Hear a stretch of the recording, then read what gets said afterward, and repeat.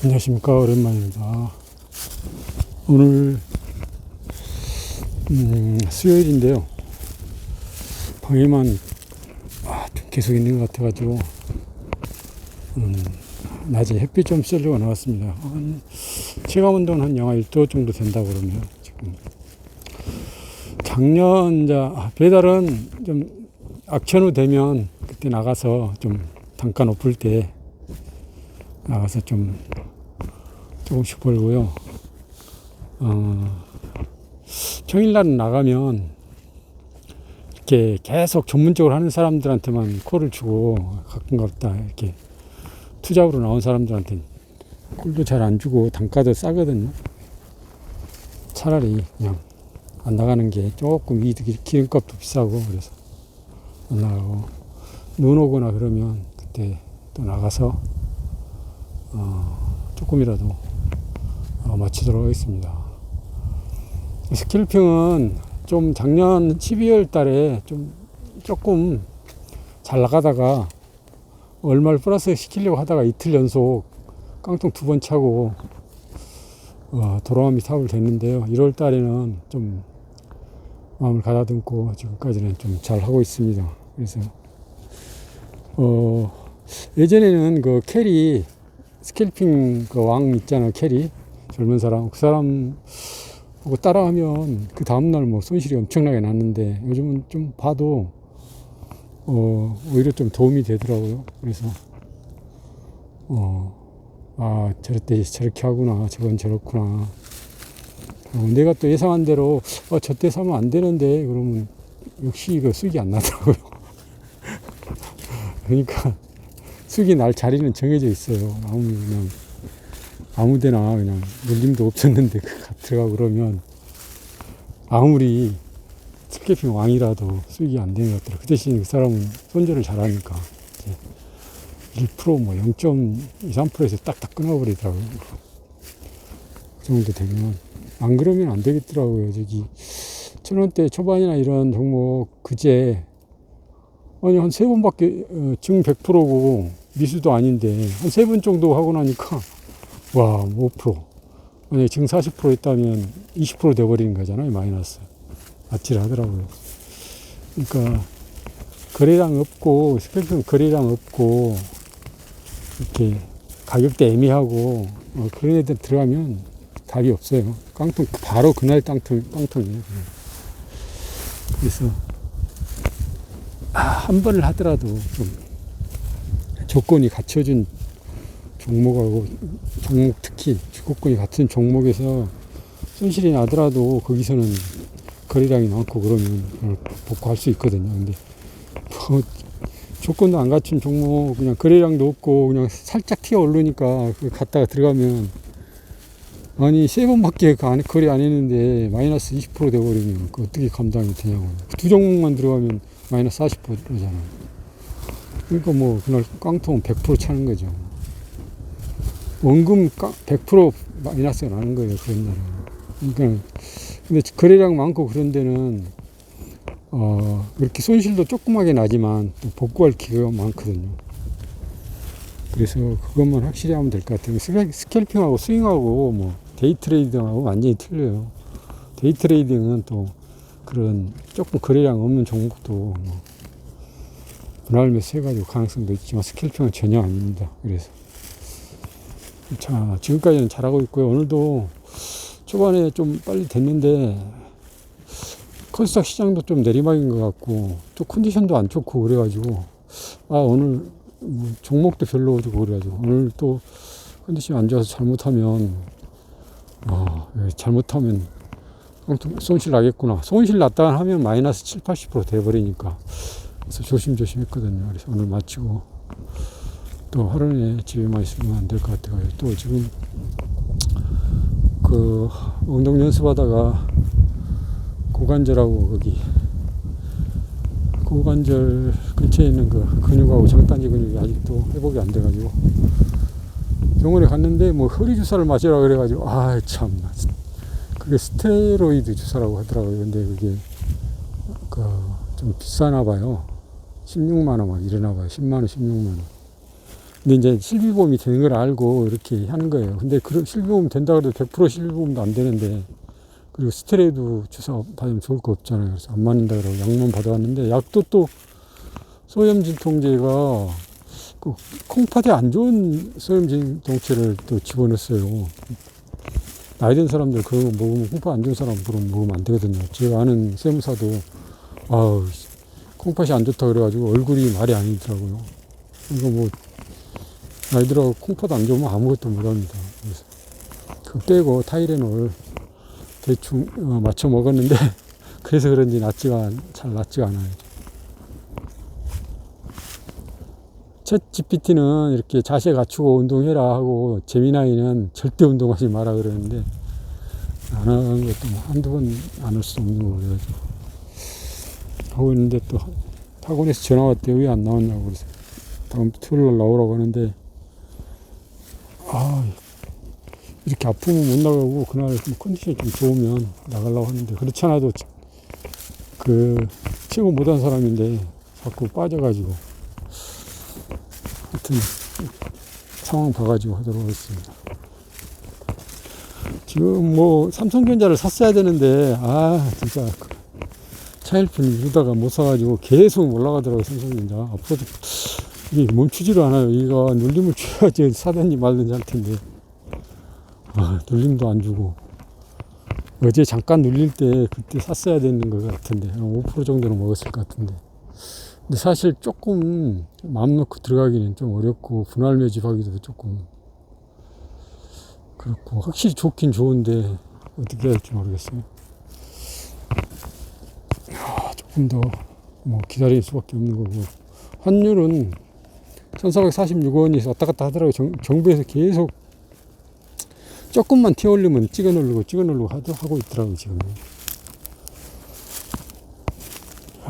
그리고 지금 채권 지수에 들어가가지고 거기 뭐 국채 지수에 들어가가지고 세게 뭐 채권 살라고 들어온다고 하더라고요. 근데 그러면 달러가 더 들어올 거라 그래서 뭐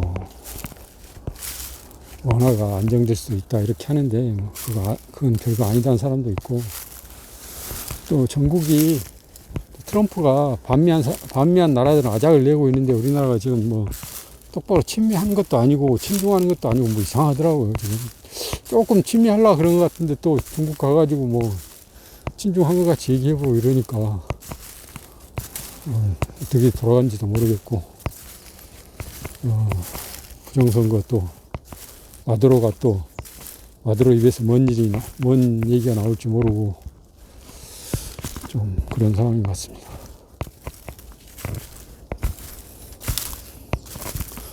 아무튼 지금은 반도체는 확실히 잘 가고 특히 삼성이 잘 가고 잘 갈 예정인데 자리를 주지 않는 것 같습니다. 그리고 이제 그보다는 내 본업이 스캘핑이니까 뭐 이제 기한도 몇 개월 안 나오는데 기한 내에 3월 내에는 시드를 올릴 수 있는 계기가 돼야 되는데 지금까지 뭐 시드를 못 올려가지고 세번 100%가 나면 시드 올릴 수 있다 그랬는데 한 번은 아닌 것 같은데 2번, 3번이 언제 가능한지 한번 좀 날마다 신경 써서 이제 헛가창이 눈에 보일 때도 됐거든요. 뭐 1년도 아니고 뭐 6년 이상 넘어갔는데 6년이면 뭐 의과대 학생들 의대 졸업하고 대학원까지 나올 세월인데 그런 일을 날마다 6년 동안 했음에도 결과가 안 나오면 안 되겠죠. 뭐 보통 사람으로 봤을 때도 그런데 저 같은 경우는 이제 뭐 수십 년 전부터 스캘핑 비슷한 걸 해가지고 멋도모로 해가지고 습관이 잘못 들었고 또 건방진 그런 게 있어가지고 집중적으로 공부를 해야 되는데 공부를 집중적으로도 못했고 날수는 채웠는데 그냥 자기들의 옛날 경험이 있으니까 그냥 초보자 같이 집중적으로 공부가 안 되는 거더라고요. 지금은 이제 불 끄고 잠 안 오고 그러면 조금 복귀해보고 어디가 잘못됐나 어디로 들어갔었나 한번 계속 머리로 밤에 한번 생각해 보거든요. 자꾸 잠이 깨니까. 또 이명이 있으니까 또 테레비를 자주 켜게 돼요. 네. 아무튼 그렇더라도 그렇게 한번 해보려고 어제는 노력을 했고요. 또 비타민 B3가 니코틴산 아미드, 니코틴산 G3가 두 가지인데 비타민 B3가 두 가지예요. 여러분 잘 아셔야 됩니다. 그 중에 니코틴산만 있는 것은 그냥 고지혈이나 이런 데는 좋은데 부작용이 많아요. 근데 니코틴산 아미드라고 있어요. 니코틴산 아미드 이것은 뭐 부작용도 없고 뭐 거의 모든 이렇게 우리 몸에 그 해당이 되는 거더라고요. 그러니까 한마디로 뭐 ATP인가 그것을 생산을 많이 하게 해줘가지고 이렇게 미토콘드리아의 그 에너지 공급하는 그거라는 그걸 많이 해가지고 하여튼 뭐 암에서부터 관절염 뭐 녹내장 뭐 전부 다 이게 관여가 되더라고요. 그러니까 100%는 못 고치는데 도움을 주는 거예요. 그러니까 미세하게. 이건 이제 진짜 이제 예방을 하려면 한 1000mg이나 하루에 먹고 만약에 진짜 암이나 뭐에 걸렸다 그러면 2g 막 이렇게 좀 고용량으로 투여를 해야 되나 보더라고요. 이게 비타민 B3가 우리가 한 10mg, 20mg은 음식 속에 다 들어있대요. 그래가지고 그건 이제 먹는데 그렇게 해갖고는 큰 효과가 안 나나 봐요. 고용량으로 투여를 해야 이제 효과가 나나 봐요.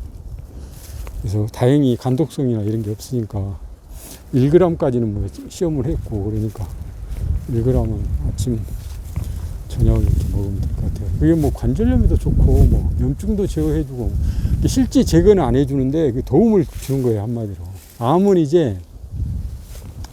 암은 어떤 형태로 그걸 도움을 주냐면 암은 여러 가지 이제 그 방패가 있더라고요. 한 5개 지금까지 알려진 5, 6개가 있는데 그 중에서 이제 그걸 이제 하는 게 항암제잖아요. 5, 6개 방패가 있더라고요.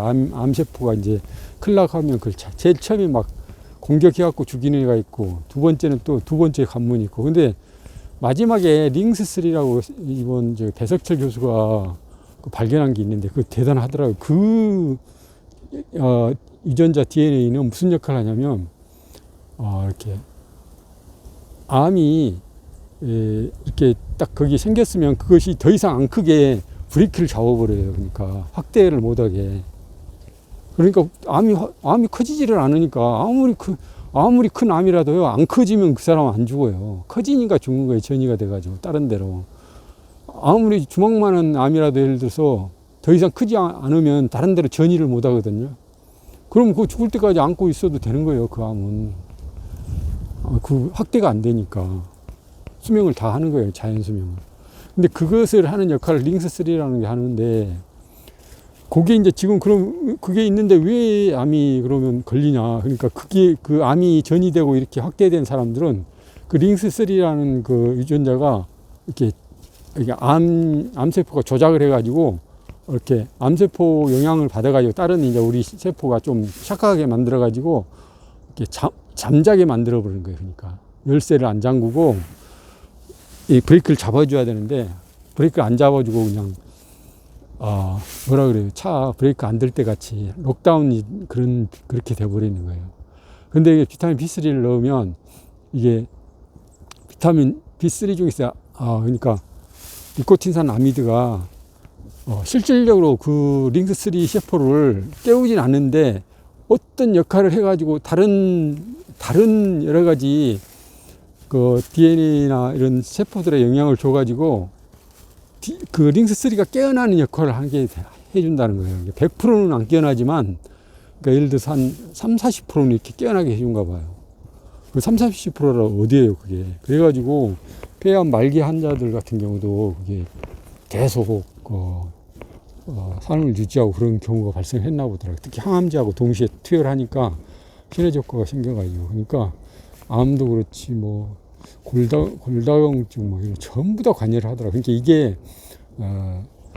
그 만병통치약이 이 역할이 돼버리잖아요. 근데 이제 이게 모든 우리 몸에 ATP 형성하는 거, 그러니까 활력을 주는 거, 에너지를 공급하는 그에 관여하는 거니까 이게 그 역할을 하는 것 같아요. 근데 주의할 게 제가 노하우 역습이라고 그 싱클로드인가 모르는 하버드대 교수 한 거 있잖아요. 그 예전에 제가 NHM이라고 그거 trực 방이다고 그걸 조금 먹어봤는데 좀 이상하더라고요. 이게 그래서 먹다 말았거든요. 근데 많이 먹었어요. 큰일 날 뻔봤어요. 그것은 이 비타민 B3하고 틀리게 다른 암세포까지 자라게 해버리는 거예요.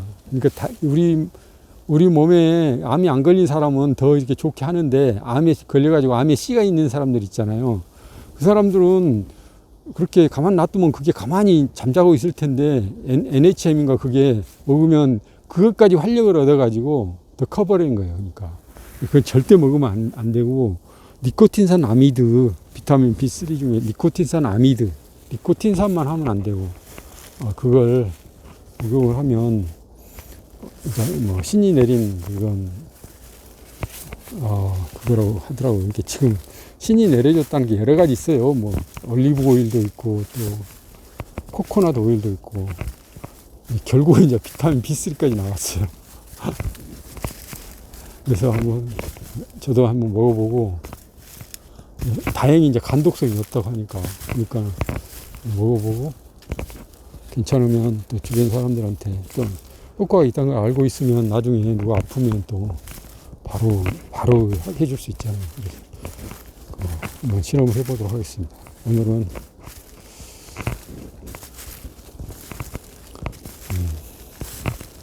또 이제 오늘 정치 상황 얘기해야 되는데, 오늘 장동익 이 사람도 역시 한계를 나타내더만요. 계엄은 뭐 무슨 잘못된 수단이다. 아니, 잘못된 수단이면 헌법에 왜 써놨냐, 계엄이라는 소리. 그게 계엄을 한 게 중요한 게 아니고, 뭐 때문에 계엄을 했는지 그 이유를 알아야지. 그 이유를 아직도 여당 대표라는 놈이 그 놈도 몰라가지고 그냥 김문수하고 똑같으라고 생각하는 스타일. 왜 계엄을 했겠어? 왜? 오직 했으면 계엄을 했겠냐고. 이 사람이 장난을 했겠어? 자기가 법을 아는 사람인데 잘못하면 반역자라 몰린다는 거 다 알고 있을 텐데. 그리고 합법하니까 한 건데, 그냥 반역자 프레임이 그냥 엮여가지고. 마두로도 그러잖아요. 지금 베네수엘라에서 부정선거 얘기하면 다 반역자로 집어넣는다잖아요. 똑같아. 특징이 그래요. 부정선거 주장한 사람은 다 반역자래요. 반역자로 뭐라고 그래요. 그런 좀 국힘도 제가 보기에는 해체를 하든지 아니면 신당을 만든다든지 해서 새로 거듭날 것 같아요. 옛날에 김대중하고 김영삼하고 신당 따로따로 해가지고 야권이 가오스로 넘어버렸잖아요. 두 당이 한 당으로는 안 됐는데, 결국 그런 절차를 갈 수밖에 없을 것 같아요. 앞으로 자유보수 쪽에서는 기존의 국힘당 한파 그놈들 뭐 없앨 수도 없는 거니까 계속 하려고 하겠고, 이제 뭐 윤 대통령이 사형을 받든지 아니면 윤 대통령이 뭐 석방을 가든지 아니면 감옥에 있든지 간에 이제 윤 대통령 지지하는 쪽에서 젊은 쪽으로 해가지고 정신 올바로 박힌 사람들, 판단력 있는 사람들이 당을 하나 만들어서, 예를 들어서 40~50석이라도 얻고, 또 국힘이 한 60~70석 얻고, 뭐 이런 식으로 해서 과반 만드는 그런 시나리오밖에 없을 것 같아요. 그렇게 전개될 것은 없습니다. 조갑재 같은 사람도 그랬다면서요. 이틀 많고 만들었다고 이 정권 오래 못 간다 그랬다며. 거열령에 처해진다 그랬다며. 하여튼 그렇게 되고요. 우리나라가 이제 올해 좀 경제가 안 좋을 것 같아요. 왜냐면 특히 자영업자들이 지금 죽어나가고 있는 것 같더라고요. 그런 상황에다 이제 환율은 이제 잡는다고 잡아놨는데, 과연 반도체 이제 이게 바람이 지나고 나면 이게 과연 감당이 될는지 한번 지켜보고, 올해는 이모로나 보나 저모로 보나 진짜 불타는 말을 해라면서요. 붉은 말. 진짜 변동이 많고 그런 한 해가 될 것 같습니다. 나도 이제 마지막 온 힘을 다해서 내 본업을 이제 어느 정도는 완성을 시켜야 되고요. 또 다행히 건강을 유지한 거에 대해서는 고맙게 생각하고 조금 더 노력하도록 하겠습니다. 나는 대로 이렇게 국내 전시와 나의 일상적인 얘기를 올리도록 하겠습니다. 고맙습니다.